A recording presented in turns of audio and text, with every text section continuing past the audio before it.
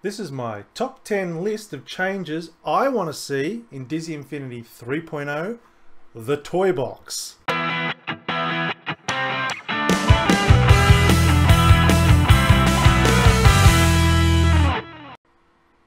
So for the fans out there, they would have noticed that I already did a number 10 video last year. That is now a bonus video because the things that I mentioned in that video have been bumped off the top 10 list. So go find that video if you want to see what that was, but this is a brand new rebooted top 10 list for the Toy Box changes. So let's get started. I'm going to go through all 10 changes that I want to see in this one video. Anything that I don't mention that you would like to see in the Toy Box, put in the comments below in this video. If you agree or would like to make a comment about anything I say for each of the 10, there will be an annotated video in which I go into more detail about that particular number. That is the video where you need to write your comment or further statement about that number there.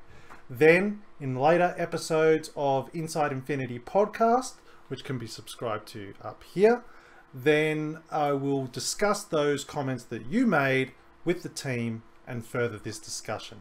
So number 10 is more players in the Toy Box at once. I want better online co-op.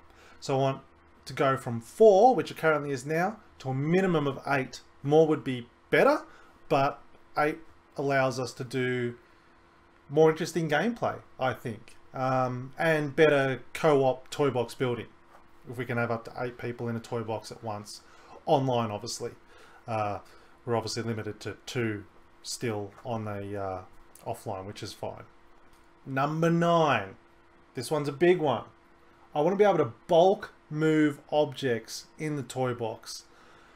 For those of you that have followed us, you might know that I built a replica of the Disney Dream cruise ship in the Toy Box, and it actually turned out that I put it in the wrong place. But there were so many blocks down the road that I thought, I'm not moving one of these one by one. So I'd like to be able to draw a region, group select a series of toys or whatever it is, and move them all at once. Sounds simple. Hopefully we can get that in.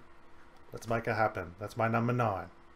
My number 8 is a greater options or more options and finer control for the builders. The builders are those little characters that, you know, might be a forest builder and he'll go and build a forest, and I think they were a really great addition. Really helped with theming of toy boxes and generally just lazy toy box building. But they were amazing, but it'd be nice to have finer control over them, down to things like be able to define, well, I only want you to plant this type of tree, or I only want you to build till you've covered this much area. Just some more finite controls over those builders would be awesome. So that's my number 8. Number 7 is HUD control. Heads up display for anyone who doesn't know what a HUD is. But basically all those elements that are on the screen that, you know, like the character, you know, life bar, the power disc stuff, the hints and tips that pop up. I want to be able to turn those on or off, you know, as granular as possibly. So if I could like just say I want the character image to be up the top left, but I don't want to be able to see whatever down the bottom. But let's have the ability to switch all that stuff off. There's many examples why this would be beneficial. Check out the annotated video to hear more about that particular one. But that's my number 7. Number 6. Again, I feel this one will be somewhat controversial, but I would like to see companion apps for Disney Infinity 3.0. The ability to have that second screen experience, a very next-gen thing, but I think it can add a lot to the game, particularly in the area of the Toy Box, to be able to do certain things like, I don't know, naming Creativitoys and seeing and being able to physically drag around the order in which certain commands execute and so on. Again, this is a great one to discuss, so let's check out that in this video here, and we'll talk about that one some more. But companion apps, second screen experience would be great. Number 5 is better free roaming cameras We had some really good additions as far as cameras were concerned this time around in 2.0, but I'd like to see that further evolved in 3.0. I'd like to see cameras that sort of you can control on the fly with your controller if you're, you know, trying to make something. Cameras that can be attached to rails so that you can actually animate cameras on a path would be awesome. This is really cool. I just hope they continue to advance all the camera options that we get as game and toy box creators. Number 4, this one I think is super important. Dynamic training and education from within the toy box. I think we could all agree that the official tutorials that came out for Disney Infinity 2.0 in the toy box came way too late. And, you know, most people would have, you know, tried and abandoned the game long before those help tutorials came out. So I would like to see a better system in which from in-game you can get quick video tutorials on how to use a particular Creativa toy or toy, doesn't matter what it is. Even at a bare minimum, a good detailed text representation of how the actual toy works.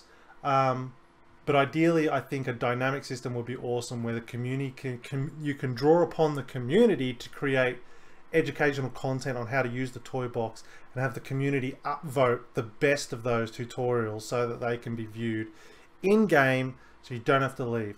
Maybe on the second screen experience even, maybe. We'll see. But I think everyone can agree we need better training and education for the toy box inside the toy box for 3.0. Number 3, I want the ability to publish templates. So again, this one's a bit tough, and technically you can do it. For instance, I built a toy box this year that I built to a certain level and then saved with the expectation that I would make it available for the community to download and they could theme it how they wanted. So that's kind of like a template, but it's nothing. When I say a template, I want something to be able to be imported. For instance, you could build a working car of some sort. It's a really complex setup. It's got, you know, round wheels that rotate. I don't know how you do it anyway, but the point is you've built something like a vehicle, or you've built a really good 8-bit art representation of a character. And I'd like the ability for you then to be able to save that as a template so that both you can use it at a later track at a further toy box so that you don't have to rebuild that entire thing from scratch.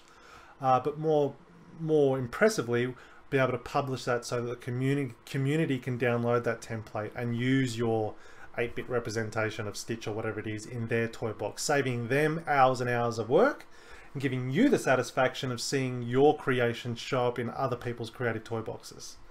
So I think that's a big one.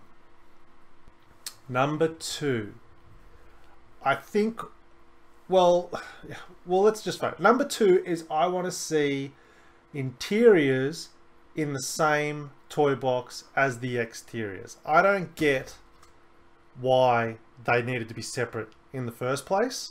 I understand there was a concern that some Creativa toys just wouldn't work on interior things. Well, I just work that out. I just think it's slow having to load between both of them, and I feel like it'd be more dynamic gameplay if you had this very fluid, you know, exterior to interiors, because people have been building really cool looking interiors since 1.0 using the things available to them. So just make a series of toys that make those interiors more impressive. I'll give 5 extra points though if at the very least they speed up the load times. If they could speed up the load times between them, then it's a little bit of a mute topic, but I still just think putting them all in the one big toy box is the better way to go. So that's my number 2, better interiors, single toy box experience. And number 1, you may have heard me say this one before, and I know it's got its challenges, but my number 1 want for 3.0 is the ability to have stickers. If anyone has played Little Big Planet, I think that's a really good example. I'm trying to think. Yeah, Little Big Planet, they have like a sticker system, and all it basically is just 2D art that can be stamped on any 3D object. I'll use my Disney cruise ship example as a good one. I would have loved to have had a porthole sticker that I could have pasted on the side of my black brick texture to really sell the fact that this was a cruise ship. And I think you can only do that with a sticker-based system. Now, obviously, the big red flag that goes up when you say that, particularly when you're talking community-created stickers, is that how do you stop people making crude and inappropriate, you know, stickers and so on? Well, I say, I don't know, not my problem, but if I had to come up with a solution, at the very least, why not just create, not user-created stickers, but just Disney release sticker packs? So just let Disney create these particular packs of stickers, sell them, I don't care, but just give us the ability to have this sticker set that we can play with inside the toy box. But ultimately, I think you've got to trust your community. If it has to be, what's the word, moderated, that's fine. But I think, again, we're sort of, why handcuff your community when they could be creating toy boxes that look even more impressive with what a sticker system brings to the toy box? Even more uniqueness, which I think would help everything, storytelling, visual, everything. So that's why it's my number one. And I really do hope we get it in some future version of Disney Infinity. Okay, so that's my top 10 changes I want to see in the toy box. Trust me, there's many more changes I want to see, but I had to narrow it down to 10.